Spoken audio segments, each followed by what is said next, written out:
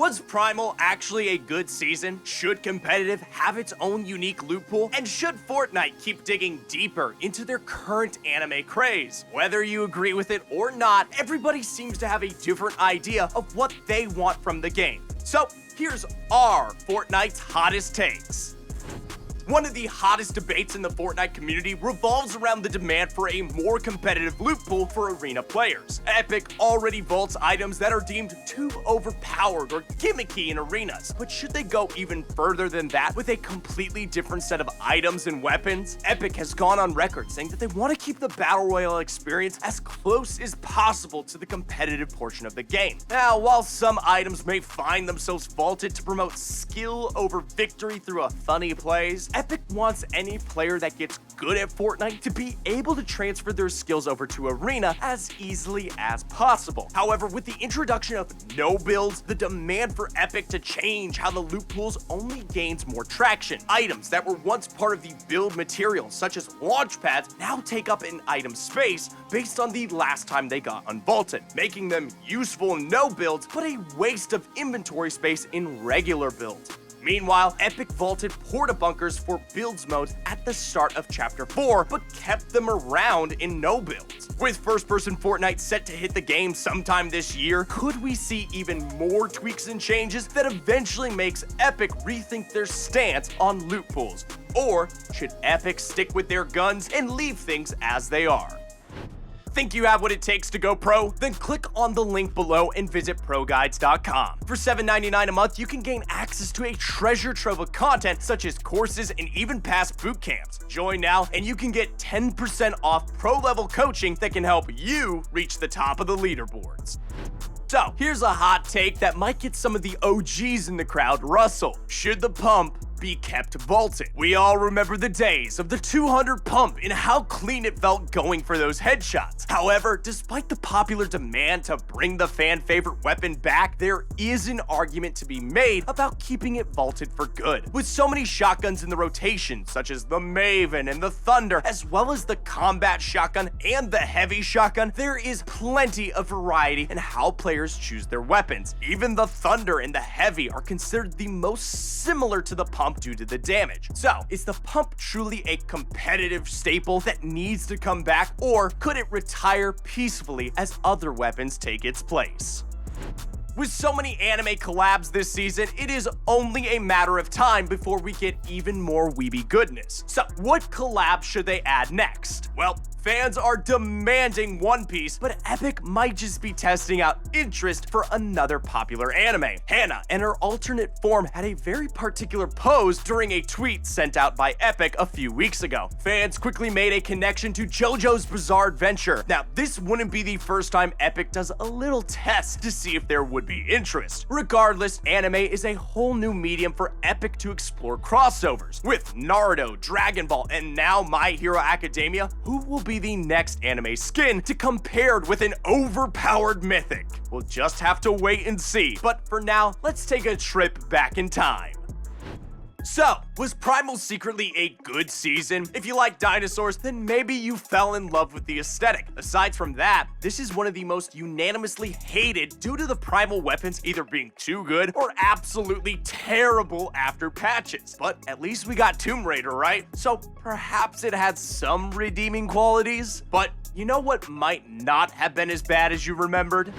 Season X may be known for its game-breaking mechs and even the death of turbo building, but you know what? We got some pretty good content out of that season. The Battle Pass had some iconic skins such as Yonder and Eternal Voyager, but also some of the biggest collabs at the time from an entire Borderlands POI as well as Gotham City. You just had to be there. Most importantly, it had one of the most talked about end-of-season events in Fortnite history. So what do you think? Was Season X really that bad, or was it iconic in its own way? Fortnite China has been gone for over a year now, but people still remember it as one of the strangest mutations of the base game. However, despite the banned skins and restrictions to keep Tiny Timmy from getting Fortnite brain, there was one interesting meta difference that could shake things up if it was implemented today. What do you know about Storm health? In normal Fortnite, the Storm will slowly deplete your health. However, back in the wild days of Fortnite China, they had a separate bar that depleted the longer you spent in Storm. This didn't affect your health. However, if you went down to 0, you were eliminated. Would something like this work in the standard version of Fortnite, or would it give too much power to players during the late game?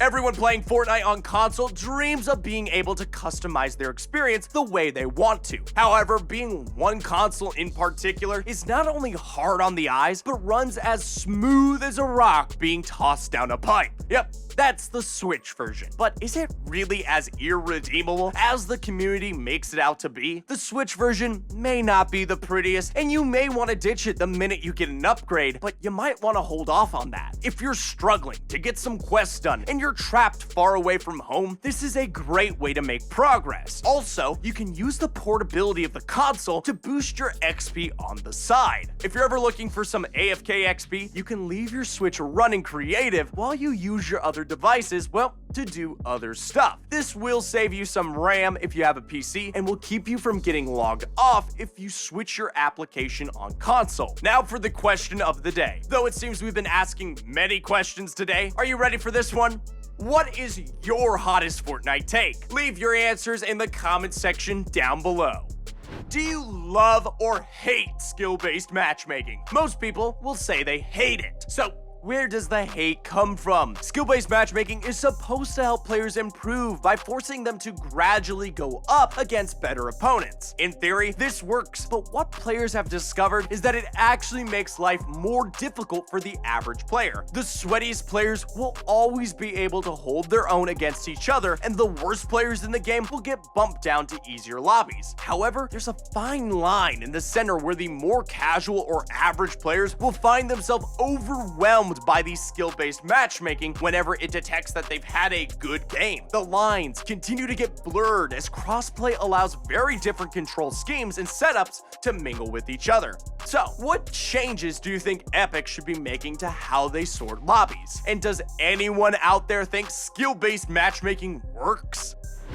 Every new chapter, the graphics in Fortnite just keep getting better and better. Destruction is more detailed, and the sun just can't help blind us all. Looking at it now, Fortnite really is a beautiful looking game. So, why is there a portion of the community that wants to go back to the OG days? Well, the debate stems from players wanting Fortnite to have its own unique look. As the graphics get better and better, the cartoony aspects that made the original experience so special slowly begin to blend in with everything else. This nostalgia also extends to something that the fans have been surprisingly asking for: the original island.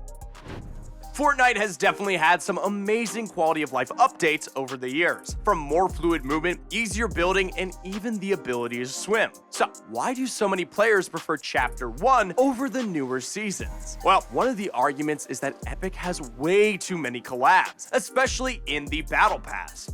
There was a time when every skin in the game was its own original creation, no matter how simple. Iconic characters such as Peely, Cuddle Team Leader, and good old Jonesy were all fresh, innovative, and even original. Nowadays, there always seems to be some Marvel-related skin or collab involved. Even the original seasons were free to do whatever they wanted, from time travel shenanigans to playing pirates. It was fun, simple, and the island could be changed as much as needed. Meanwhile, modern-day Fortnite is getting more and more into the storyline than ever before, with each season building on whatever came before. However, this means certain POI can't be changed as much due to plot relevancy.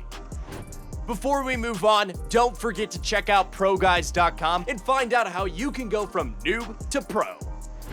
Same can be said about the OG Battle Pass items. Anyone having the original Renegade Raider, Rust Lord, or even Black Knight can flex that they were there at the start. However, for newer players, it is almost impossible to get a hold of some of these iconic skins. So, are you team Legacy Battle Pass or against it? Bringing back old skins and letting new players get their hands on it could end up the same way as the time they brought back Ghoul Trooper. Some gamers got angry. So maybe if they did do this, you would want some exclusive styles for being an OG. So, what do you think of today's hot takes? Do you agree with them, or did you have a completely different idea for what Epic should try to do next? If you enjoyed the video, leave a like and ring that bell, and we'll keep you up to date with even more tips, tricks, and more. Once again, I'm Zephyr, and we'll see you next time.